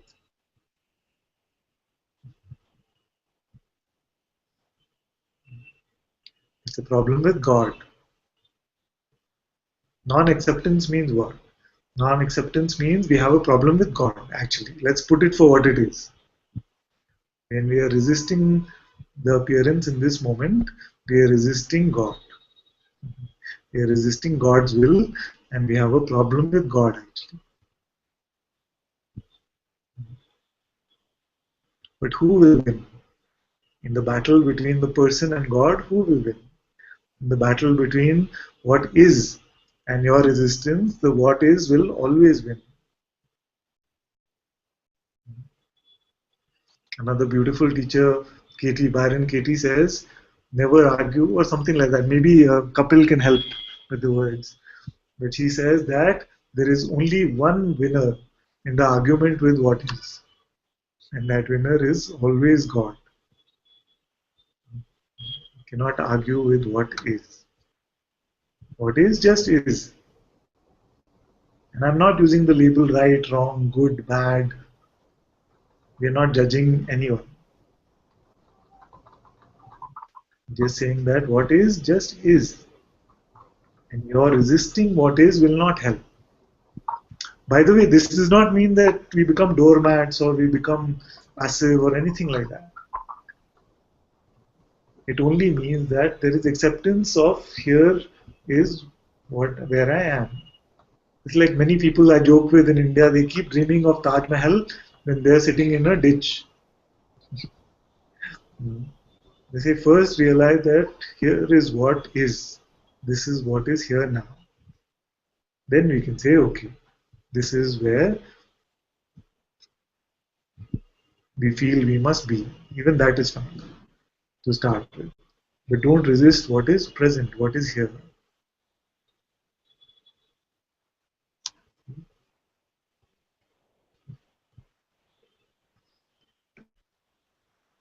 She said, feeling uncomfortable and finding it difficult to drop my self-righteousness about a situation with my partner. Yes. This relationship thing is the number one thing, you see. If you were to do a survey on all people who have come to satsang, any satsang, you will find that relationship thing is the number one reason why this openness for satsang came, why this suffering came, and this searching for answers came. So then, should I say that relationship thing is a problem? No, I say it is grace. It is grace that brought you to satsang. It is grace which brought you the openness to hear what is being said in satsang. But sometimes it can seem like it is an attack. That's why we call it a grace attack. This relationship thing is the most fertile ground for grace attacks, you see. And I know it is difficult to see it as grace when it is happening. But I can guarantee you that in a short period of time you will look back and you will see that this was such beautiful grace and it got me to satsang and got me to the truth of who I am.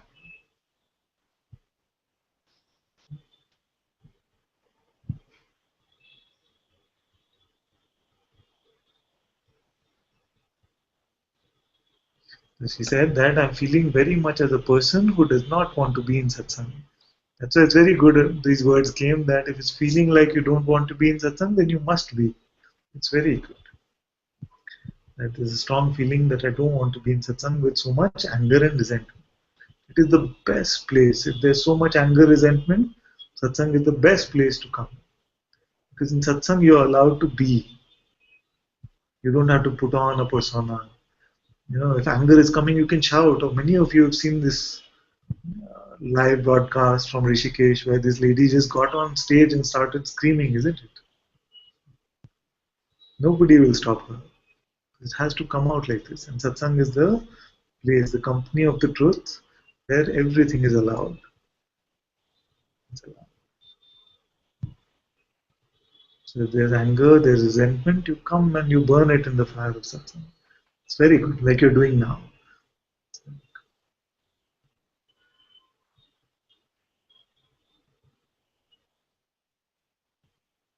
So all this is fertile ground for us to believe our thoughts. We've not used this example in a few days, so let me repeat it for some of you who might not have heard it. The person is only an idea, and an idea which is made up of a different set of ideas. So if you look at a person as a photo album, and each identity that you're carrying as a section of the photo album. Each thought which you're believing is a photo inside that section. And if you were to go thought by thought, it will take a long time to throw out this person. Because there are millions of photos. So first what we say is throw out the entire thing. Throw out the person. Don't believe any thought. And sometimes you come and say that most are gone. What that means is you've been able to throw out most of the sections of this photo album. But this one is still here, which is usually the relationship one. The relationship section is still because it was nurtured, it was held on to, it made us feel special. All of these things happened in this section, you see. And because all this seemed to get nourished in this section seems to be the most difficult to throw out. But if you were to inquire and see, was there ever really a relationship? And something can hurt about this. Was there really ever a relationship? Who was the relationship with? Between who and who was this relationship with? Between two imagined concepts, the concept of other and the concept of me. That is the relationship you want to cling on to. Such kind of relationships are only temporary. So we are moving you from these relationships, these conceptual relationships, to a true relationship with your own self. The relationship with what is real, not a relationship with just some imagination. See, first we get into a relationship with someone, and then we want to change them according to our concept of who they must be. Therefore, it just proves that we want a relationship with our concept, you see, apart with the concept of the other. The concept of me wants a relationship with the concept of another. It doesn't care about what the other one is really.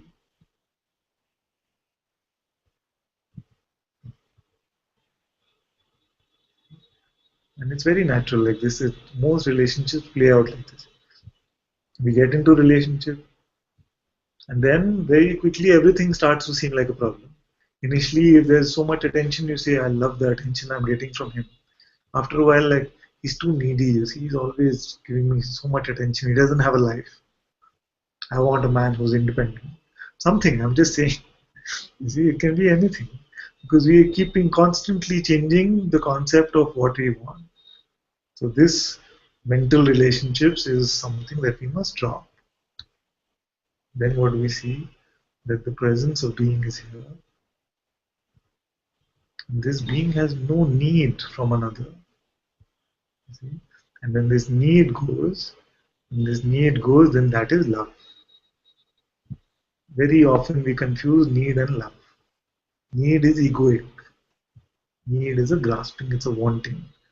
Love is just not concerned about how another is. It is just love. So in the presence of our own being, when we realize our true nature, then true love can come. It has no expectations. It's completely open.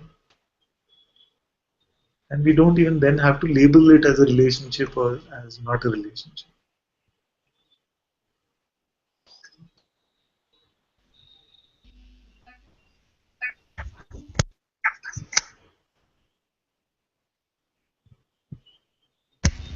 Very good that you were able to share and expose it. Very good.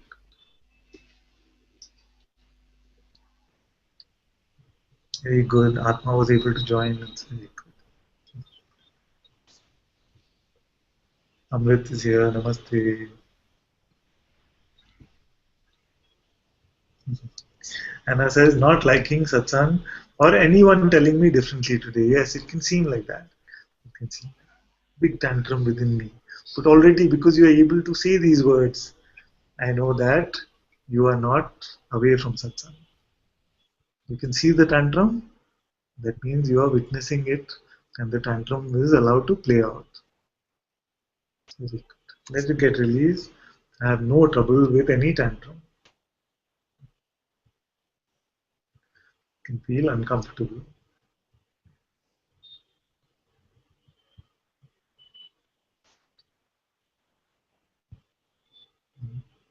It can seem very strong, very, very strong. Sometimes the body also starts shaking. It can be that strong.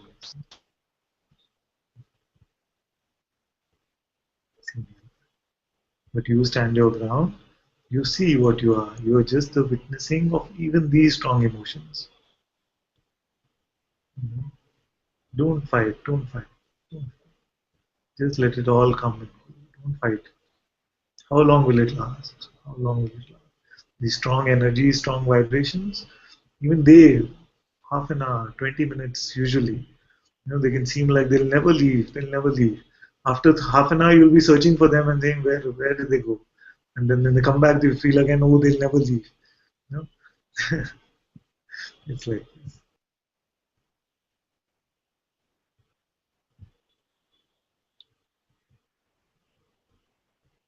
It can be strong like this sometimes, you see, and can play out various ways. Sometimes strong feelings, urges. Let me just call him. Let me just speak to him. I want to hear his voice. I want to be in touch. It can play out in all these ways. And how long? Then after calling, then you're saying, "Oh, I wish I never called." Don't play the game. Don't play this game. Let the energies play out. You stay as the self. Good. Ishani says, Dear Father, the feeling of what to do next was there for some time. It was seen. Then, like to give, then, like to give me an answer, life started opening doors without me doing anything. Yes, it, it became so clear. Then, what Mujiji means when when he says, let life take care of life. Let life take care of life. Let existence take care of existence. Kapil says, Byron Katie says, if you argue with reality, you lose, but only 100% of the times. This is very nice.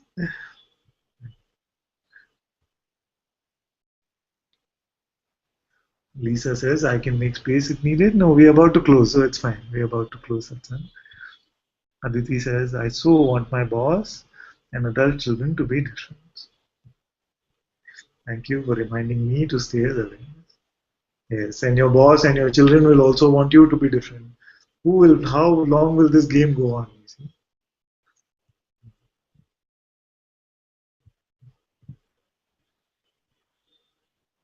Thank you for reminding me to stay as awareness. Can't change anything. Just watch and let energies play out. Yes, very good. This is very good. Thank you, Father. I love you so much. I love you too. Very much. Okay, let's have a song. Maybe we get Lisa to sing again because I missed most of her singing. So request her to sing once more.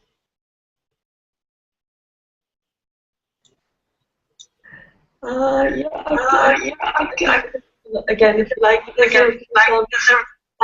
repeating on the microphone. You can sing any song, the same one or a different one, anything that you I'll sing the same. I'll sing the same. Or maybe, hang on, let me think.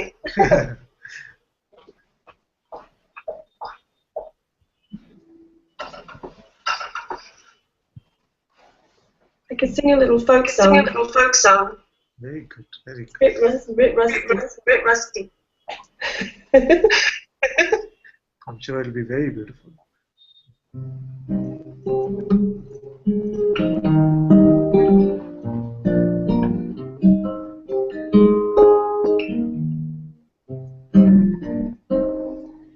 I found a little plot of land in the garden of Eden. It was dirt, and dirt is all the same.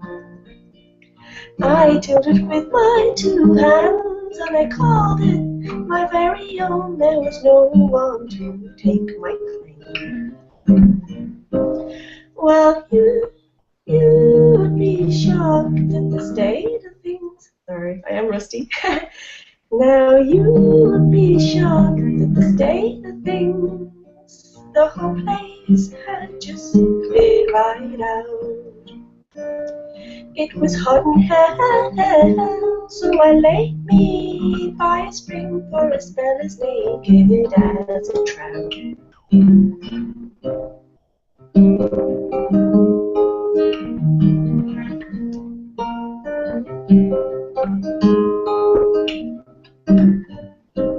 Well, you would be shocked at the state of things. The whole place had just cleared right out. It was hot and hell, so I laid me by a spring for a spell as naked as a trout. Meet me in the garden of Eden. Bring a friend, we are gonna have ourselves a time. We are gonna have a garden party. It's on me, no sturdy, it's my dime. We broke our hearts in the war between St. George and the Dragon, but both in equal parts. So welcome to come along and invite everyone.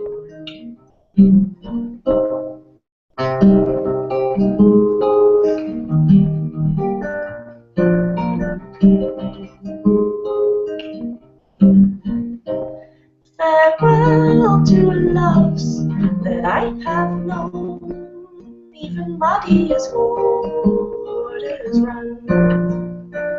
Tell me what is meant by cinnamon in the garden, seceded by the Union in the year of 81. The unending amends you've made are enough for one life be done. I believe in innocence, little darling. Start again. I believe in everyone.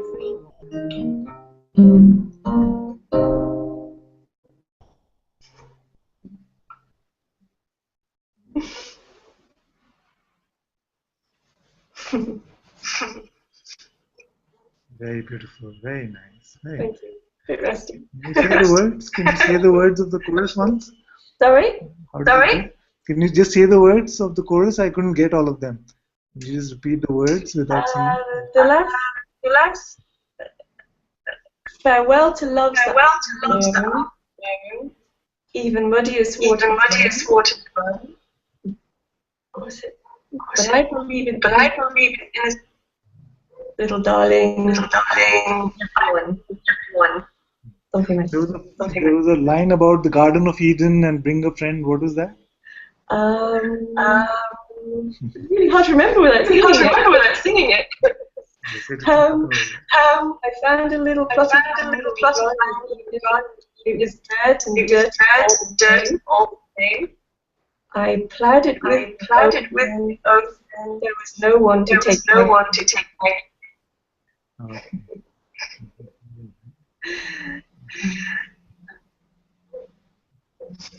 Thank you so much.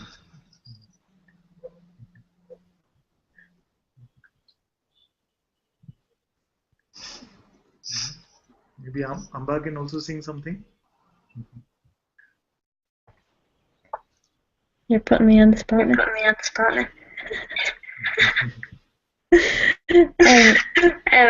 Yeah, I can. Okay. Today is UK Singers Day.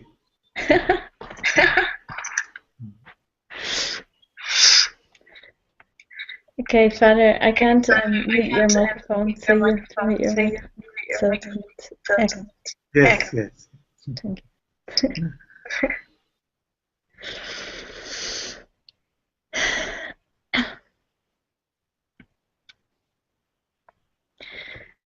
Om Bhurbhuva Swaha Tatsaviturvarenyam Bhargo Devasya Dhimahi Dhiyo Yona Prachodayat. Om Bhurbhuva Swaha Tatsaviturvarenyam Bhargo Devasya Dhimahi Dhiyo Yona Prachodayat. Om Bhurbhuva Swaha Tatsaviturvarenyam Bhargo Devasya Dhimahi Dhiyo Yona Prachodayat.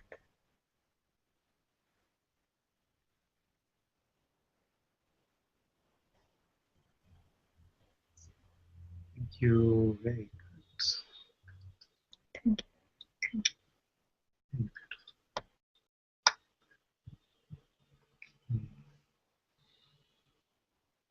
Thank you all so much for being in Satsang today. Sadhguru Shri Muji Ji ki Jai. So much Jai. love to all of you. Thank you. Sadhguru Ananta Ji ki Jai.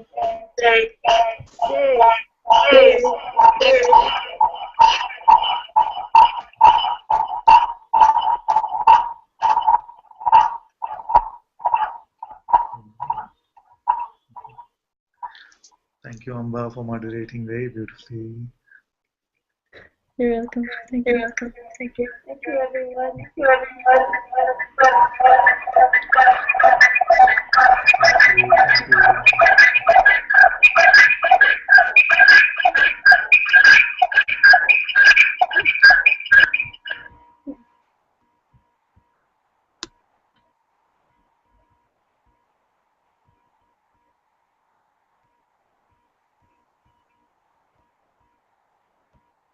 Dark.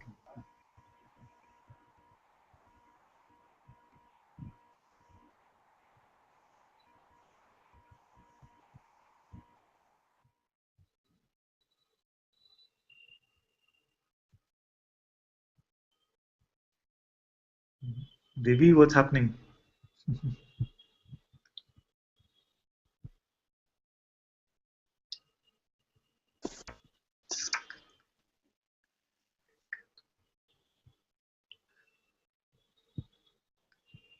Hello.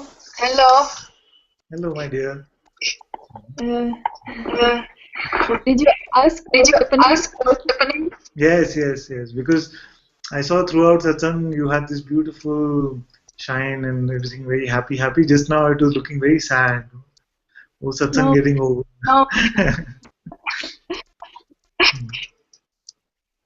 No, it's okay. Some things coming.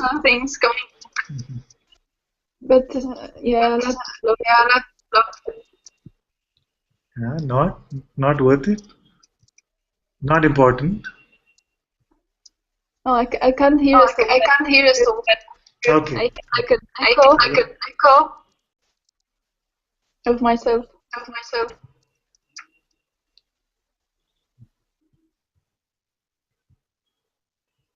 Is it better now? Let's see. No, I still hear my voice. Okay. Like an echo.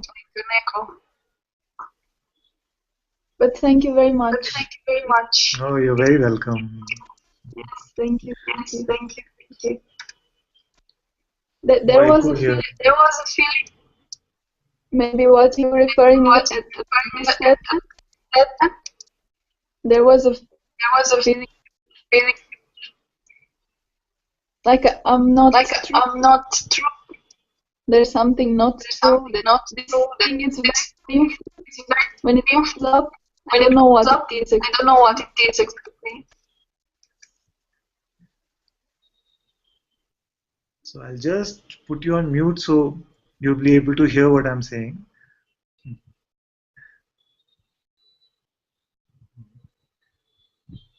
And if you can hear me, then just nod or something. Yes. Okay. So I want to tell you that the only thing which is not true is the thought that something is not true.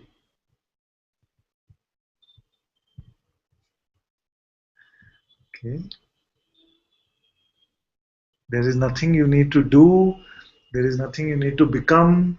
There is no effort required for you to be free. You are that already.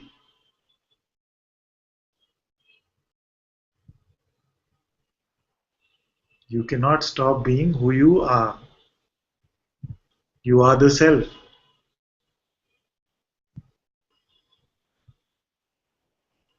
Okay, very good.